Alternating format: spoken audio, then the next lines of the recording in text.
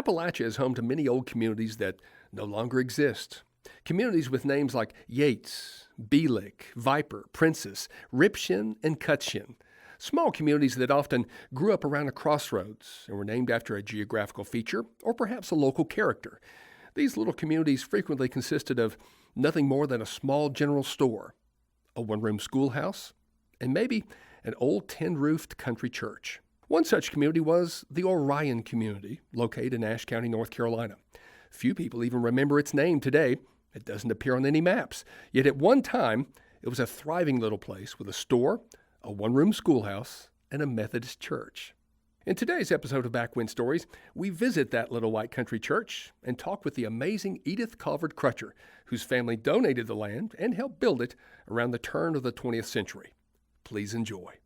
As far as I know, the Orion community got its name from the constellation Orion, the stars, because of the altitude, the mountains. That would have been certainly in the late 1700s.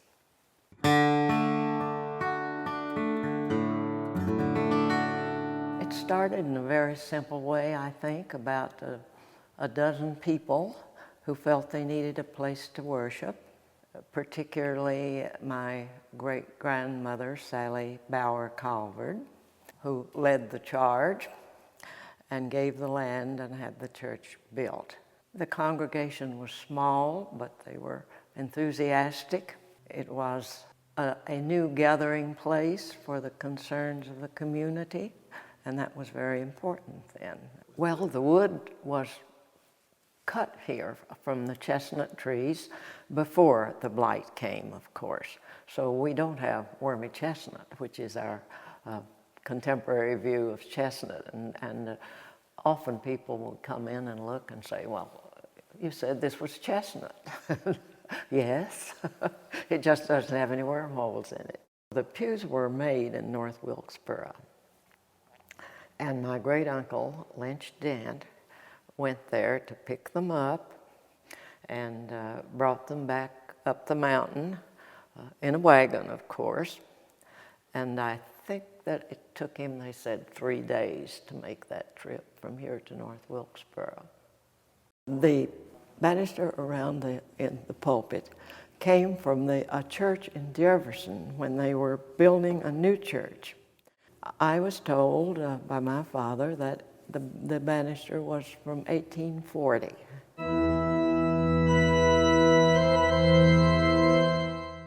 Speaking from childhood, it was sometimes fearful because some of the ministers, their tenets was to first put the fear of heaven into the congregation.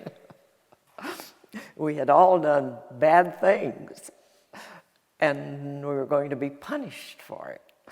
And in the child's thinking, sometimes it stopped there, and it made one afraid. You were supposed to come to the altar and kneel and stay there until you felt you were absolved of your sins. That was one approach. And I think, fortunately, we had ministers with a more loving approach.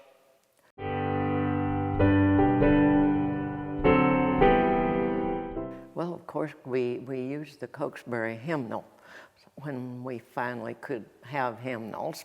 But at first, there were the things that people remembered.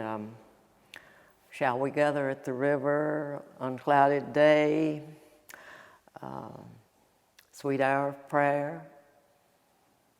I remember her saying that the very soul of this place were in these hymns, in this hymnal.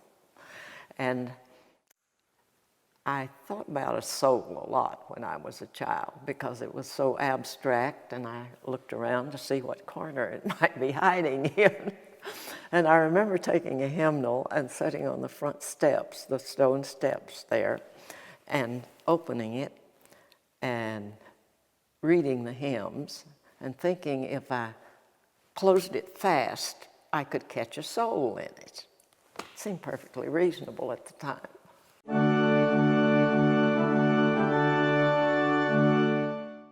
when my Aunt Mary Lou would get tired playing the organ, because of course you had to, this was with the pressure of your feet and your legs for hours on end. And the backboard of the organ there can be removed. Inside you can take your hands, or if you have little feet, and help the organist by pressing on it. And that was my job as a child when Aunt Mary got tired.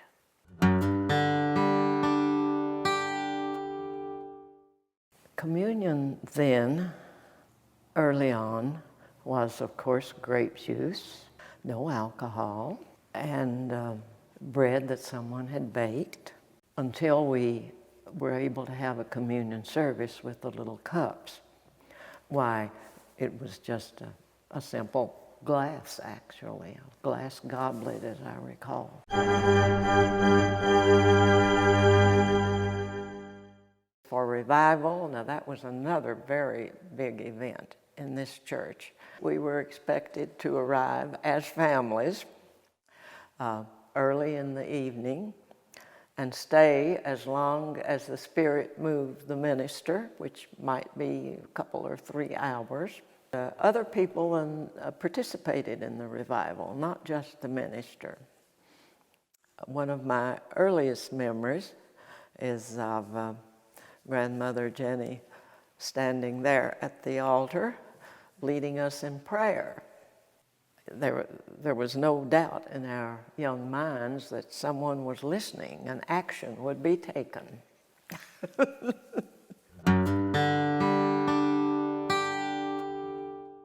Baptisms were at what we called then the Big Creek, which is the end of the hill. The creeks met there and made quite a pond, and that's where we went for baptisms. I remember the feeling that it was an event, of course, and that it made Grandmother happy. She liked to see us all baptized. But that again was a big social event, and people would come from other churches, you see, to a baptism.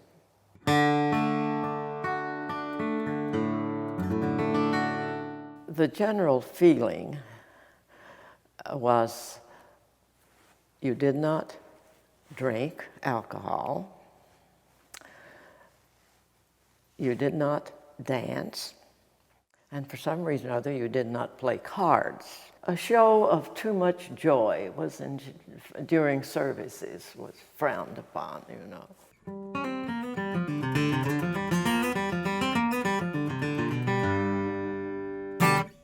It ceased to have regular services in the early 70s when the Methodist charges felt that their rural congregations were just not enough to support what they needed to make it an active part of their church. And when I knew that they were going to deaccession their rural churches, and this was one of them, I didn't feel this church was ready to just be let go. My aunts and the family still came to church here. I did purchase the church from the charge. And after the deaths of my aunts, when there was really not enough even family, we leased it to small break-off congregations for a while. And now I feel that we've come full circle.